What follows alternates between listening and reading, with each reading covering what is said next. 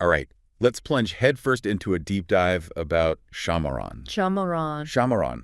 Ever heard of her? I have, yeah. So we've got a Wikipedia article. Okay. We've got a blog post by Vern Artisan Works. Lots of good stuff out there. I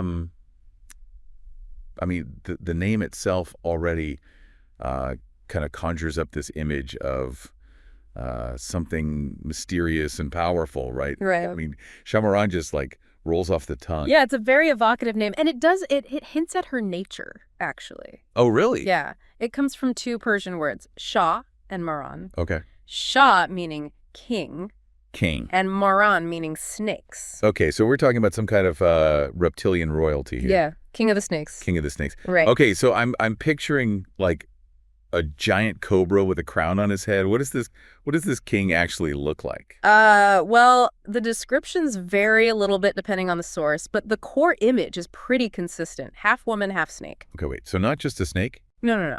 A human upper body and then the lower body of a serpent. Sometimes she's depicted with a single human head and a snake tail, and in other depictions, she actually has two heads. Whoa. Two heads. Like one human, one snake. Yeah, sometimes with a crown on each head. Two heads. That's a bit creepy, isn't it? Why the double-headed imagery? Yeah, it's definitely a striking detail, and like most things in mythology, there are many interpretations. Some scholars believe that the two heads actually represent a phallic figure. Oh, okay. A phallic figure. Can you maybe unpack that a little bit? Sure. So imagine Shahmaran embodying both masculine and feminine energy. Okay. Creation and destruction. Yeah. Human and animal. Right. All those dualities wrapped up in this potent symbol. And it taps into that primal fear and fascination that we humans have with snakes, right? Oh, yeah. The snake is this ancient symbol. It represents so many things. Fertility, wisdom, danger. Right, so it's like she's both alluring and terrifying at the same time. I see what you mean. It's like she embodies this raw, this untamed energy that can be both life-giving and destructive. Precisely. And when you think about the role of fertility rituals in ancient societies, ensuring the continuation of life, abundance of crops, the balance of nature, you realize how deeply ingrained these beliefs were. Shahmaran, as a symbol of both creation and the potential for chaos, would have held immense power in their worldview. Okay, so she's not just a mythical creature. She's a reflection of, like, the hopes and fears of an entire civilization. Exactly. And that reflection continues to evolve as we delve into the literature and folklore surrounding Shahmaran. Literature and folklore. So there are actual stories about her. Oh, tons of them. Really? Yeah. She pops up in some of the most famous collections of tales like 1001 Arabian Nights, for example. 1001 Arabian Nights. Isn't that like full of genies and flying carpets and stuff? It is. It's a treasure trove of fantastical stories. And nestled in there is the story of Yemliha, an underground queen, which features our serpentine queen. An underground queen. So she's got a whole kingdom down there. It seems so. It's a tale that explores themes of love, betrayal, and the pursuit of knowledge, all set against the backdrop of this hidden realm. Wow, that sounds pretty intense. Is she always portrayed as this, powerful, possibly dangerous figure? Or are there stories where she's more, benevolent? It's interesting you ask that, because even within that story, you see her duality. She's both a protector and a potential source of harm. And there are other stories, like the Jamasp name, where she takes on a more mentor-like role. Jamasp name. Yeah, it's a Persian epic. In that story, a guy named Jamasp, he stumbles upon Shahmaran's hidden world and learns all these secrets of medicine from her. So he's like her apprentice. Yeah, you could say that. But it's a bit more complicated than that. There's a tragic twist. Tragic? Like what? Well, ultimately, she's killed to cure the king. It's kind of this stark reminder that knowledge and power often come at a great cost. Oh, wow. So even though these stories are different, they both touch on this idea of humans venturing into the unknown and the potential consequences of that. Right. It's a theme that runs through a lot of mythology and folklore, this fascination with the unknown and the dangers that come with seeking forbidden knowledge. And that's what makes these myths so compelling, right? Yeah, it's like they're holding up a mirror to humanity, forcing us to confront those darker aspects of ourselves. Exactly. I'm starting to see why Shahmaran's image has resonated across cultures for so long. Yeah. But I'm curious, how does she manifest in specific cultural contexts? Like, is her role purely mythological, Or does she hold a more tangible presence in certain cultures? Oh, she's much more than just a figment of imagination, especially in Kurdish culture. Kurdish culture, how so? Well, traditionally, they view the serpent as a symbol of luck and strength. You'll find images of Shahmaran in Kurdish homes, almost like a protective talisman, warding off evil. Oh, wow. So it's like bringing a piece of that ancient power and wisdom into their daily lives. Absolutely. And it's not just the Kurds. Shahmaran's got a huge following in Turkish folklore, too, especially in regions like Tarsus and Mardin. Interesting. What's her role there? Oh, she's everywhere. In their embroidery, their fabrics, rugs, jewelry. She's woven into the very fabric of their culture, literally and figuratively. Wow, that's pretty amazing. From protective symbols in homes to intricate designs in everyday objects, it seems like her presence transcends the purely mythical. Are there any specific examples of this visual representation that stand out to you, something that really captures the essence of Shahmaran? Hmm. I've always been captivated by the Turkish carpets that feature her image. The way her serpentine form is often intertwined with these intricate floral patterns, it's like a hidden message for those who know what to look for. A subtle yet powerful way of preserving her story. It's like she's woven into the very fabric of their culture, both literally and metaphorically. It's fascinating how these mythical figures can become so deeply ingrained in a culture's art and traditions. But it sounds like her story doesn't end there, though. I vaguely remember hearing something about Shahmaran being adopted by some modern movements as well. You're right. In recent years, her image has been embraced by LGBTQ supporters in Turkey and the Middle East. Oh, interesting. Why is that? Well, think about it. She embodies both masculine and feminine, human and animal, challenging traditional norms, defying categorization. It's a potent symbol for those who feel marginalized or misunderstood. That makes sense. It's amazing how her image can be interpreted and reinterpreted to fit different contexts and speak to different communities. From ancient goddesses to modern-day icon, Shahmaran's story continues to evolve. That's the beauty of myth. It's constantly being reshaped and reinterpreted to reflect the changing world around us. And speaking of reinterpretations, there's actually a 2023 Netflix series titled Shahmaran, which gives her legend a modern spin. Oh, really? I hadn't heard of that. Yeah. And it's a testament to her enduring appeal that even in the age of streaming, a mythical figure like Shahmaran can capture the imaginations of a global audience. That's incredible. It's starting to become clear how all these pieces fit together.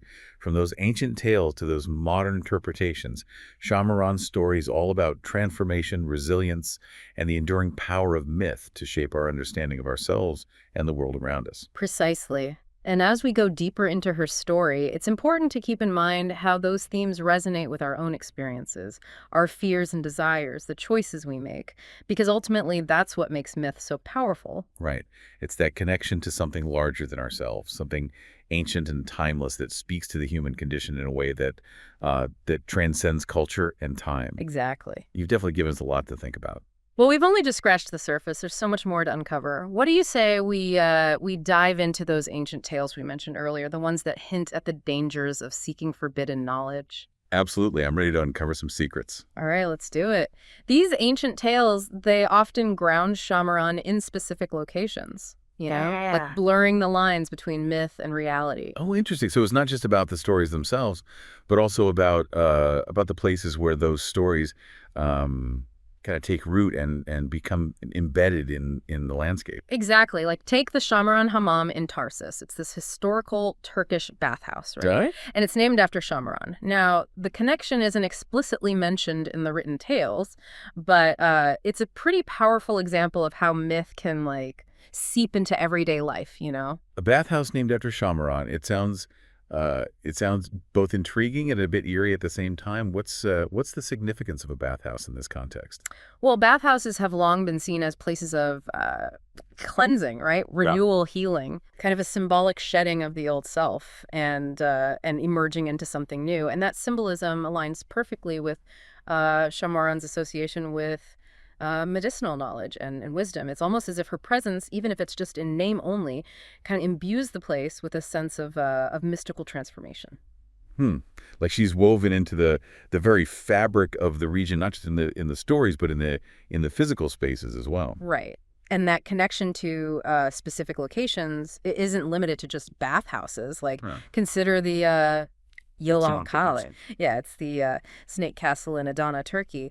local belief is that it was once Shahmaran's dwelling, you know? So it's like we've got bathhouses representing purification and castles symbolizing power, both linked to Shamaran.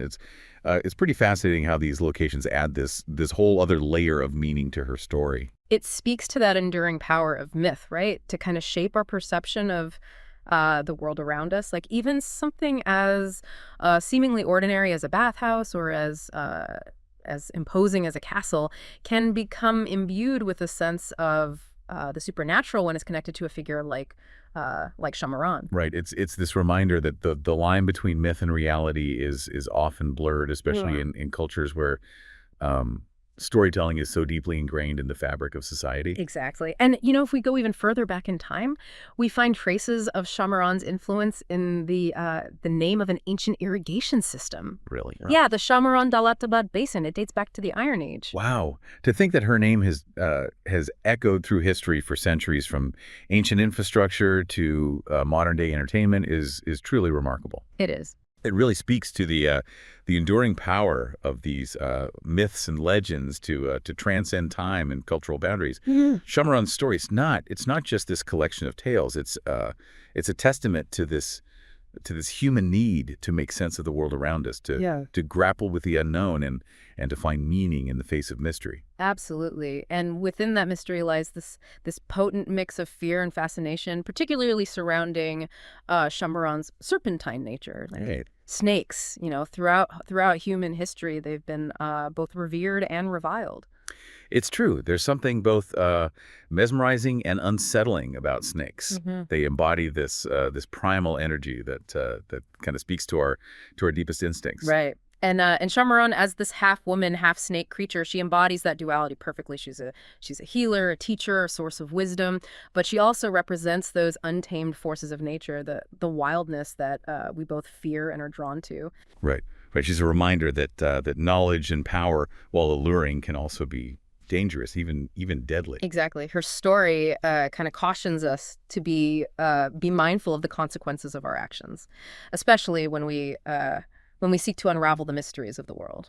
It seems like these ancient tales are full of warnings and wisdom, disguised as fantastical narratives. They offer a glimpse into the human psyche, our relationship with the natural world, and this eternal struggle between our desire for knowledge and the potential price we pay for it. Right.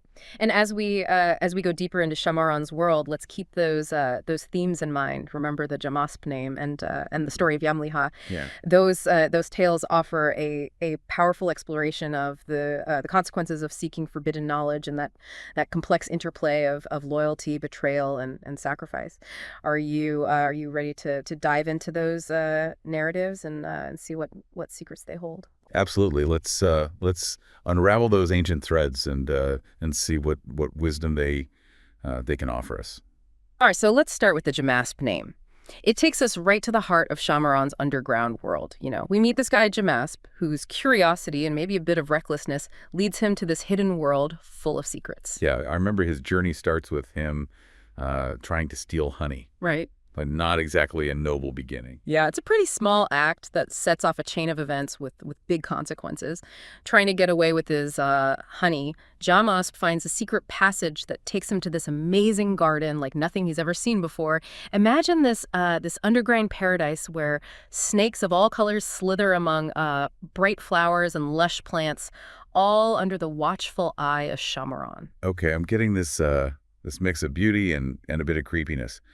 A secret garden ruled by a creature that's both human and snake. It's like that primal fear and fascination we were talking about earlier. Exactly. And when Jamasp meets Shahmaran, he's not disgusted. They actually form this deep connection. She becomes his mentor, teaching him about medicine, the healing powers of plants, and how everything is connected. So it's not just a random meeting in a hidden place. It's about mentorship, passing down ancient wisdom and this human desire to understand the secrets of nature. Right, and woven into this story is this forbidden attraction, crossing boundaries between a man and a mythical creature.